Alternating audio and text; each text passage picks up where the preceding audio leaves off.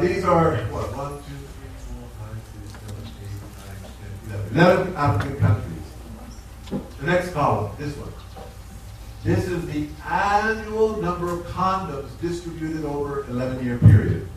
So look at how many condoms are being distributed. That number has little meaning by itself. The next column. These are the number of men. In other words, the people that would be using condoms.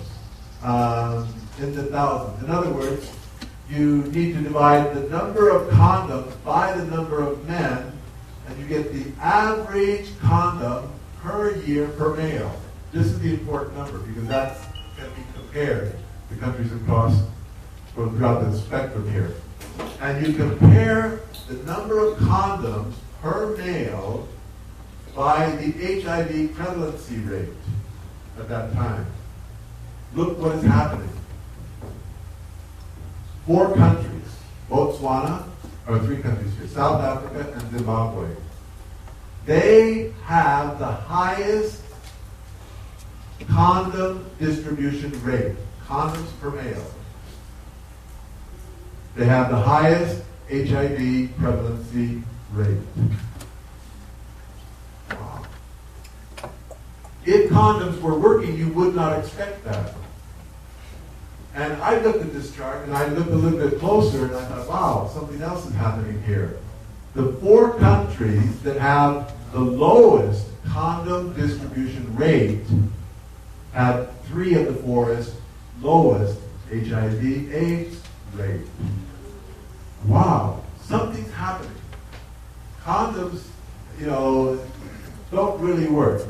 Dr. Norman Hurst, director of the International Program for HIV/AIDS Prevention, University of California, simply increasing the availability of condoms has not resulted in the expected decrease of HIV prevalency. Wow. It's not working. It didn't work in America. It didn't work in China. It's not working in Africa. Even more alarming. This is Dr. Edward Green. He set up the program. He was paid by different governments in Africa to come in and set up the program and follow the data. He is from Harvard University. So his reputation is on the line. Condom promotion and distribution has had no appreciable impact on reducing HIV prevalence in Africa. It did work. Wow. Do you think it'll work in the Philippines? I don't think so. Dr. Green, Edward Green, said something even more alarming. Not only may condom promotion efforts prove wasteful, we're wasting money, wasting time. They may actually backfire and result in disinhibition. In other words, they're going to make the problem worse. They're not going to solve the problem, they're going to make it worse. Wow! He followed the data. He's a sociologist. He said, this is not working. And then he said, this concept of disinhibition, what is that? Well, disinhibition means to reduce fear, to lower your inhibition. So no longer, what it means is, you're going to give a false sense of security. Why? Because you're telling the kids, if you wear a condom, you will be safe.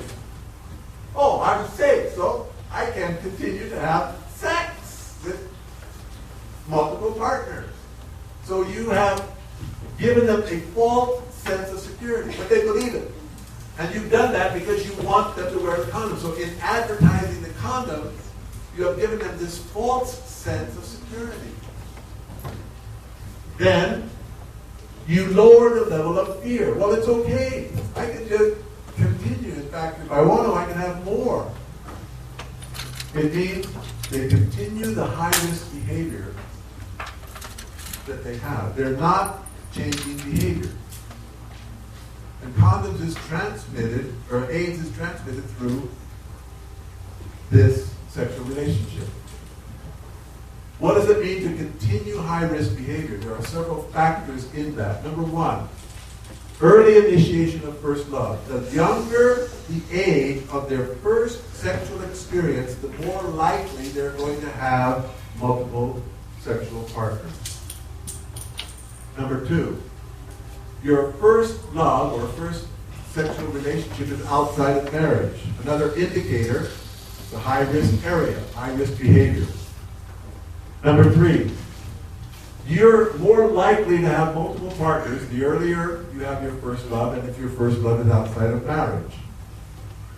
Number four, you're going to have these high-risk partners, multiple partners, and those partners are already having sex with other people. So they're high-risk partners, not just multiple partners, multiple high-risk partners. And here's the real problem. Less likely to use a condom. The attrition rate of condom usage falls with the number of sexual partners that you have. The more sexual partners, then the more likely I don't even want to wear a condom. I don't care anymore. It's called the attrition rate. So these are the high-risk behavior factors, and because of that, then HIV/AIDS continues to spread. In fact, increases. So one way to stop AIDS is use a condom. This was in India. It's not true. But people believe it because that's what was advertised in the media, and that's what people were told. It's not true. It's a lie, actually. What works? All right? Our strategy is to find a success model and make it better. What country has the most successful HIV prevalence reduction rate? What country? Philippines? No.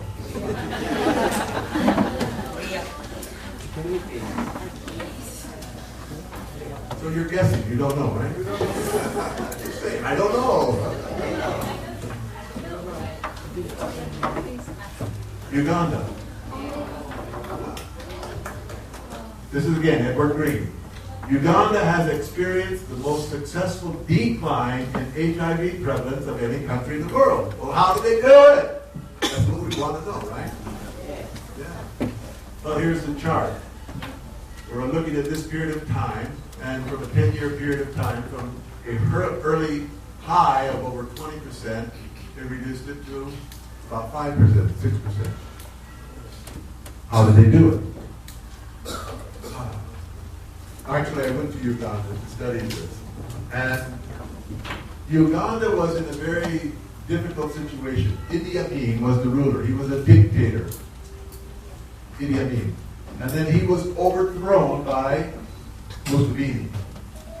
And Mussolini then had an alignment with communist countries, and he sent many of his troops, his elite soldiers, he sent them to Cuba for training. Well, the Cubans tested them all for HIV/AIDS and said, we're sending them back. We don't want them in our country. And then Mussolini was shocked. What? Why are you sending them back? Because they have AIDS. What is AIDS? What is HIV/AIDS? Nobody knew. It was just new at that time. So then he started to study it. What is HIV/AIDS? And then he looked at it, he realized, oh, wow. He said, this is an incurable disease. It cannot be cured, and it will kill you. So it's very dangerous.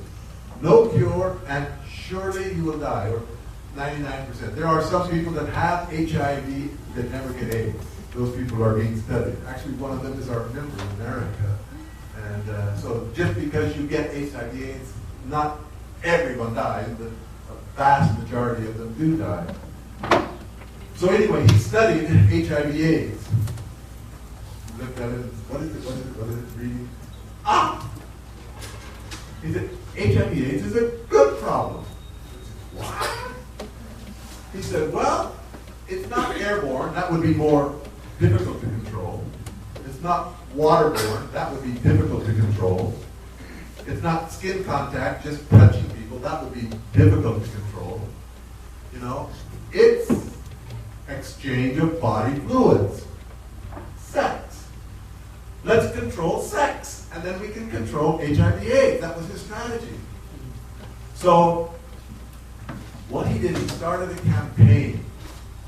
And the campaign was called Under the Banana Tree. because he just took over from a dictator. There was no national media, no national television, no national radio. And so he said, we've got to get this message out. If people control their sex, then we can control the disease. So he would go village to village, under the banana tree, talk to the village, go to the next village, under the banana tree, because again, the structure is not there. We've got to start talking to people, educating people. You know, sex is dangerous, and the best sex is within marriage. And then he set up a commission, the AIDS Prevention Commission. And he did not put a medical doctor in charge. He put a religious leader, because he said it's a religious problem, it's a moral problem. And then he instructed all of the ministers in his cabinet. When you go out, and the ministers are always talking to people, they go to a wedding, they go to a graduation, they go to the inauguration of a new building. And he said, that's fine, but take the first 5 minutes of whatever public speech you're giving and talk about controlled sexuality. And he said, and explain to people if they control their sex, they don't get the disease. We have to tell people, we have to inform them, we have to educate. And so he did that, you know, throughout the country, educating and talking to people. And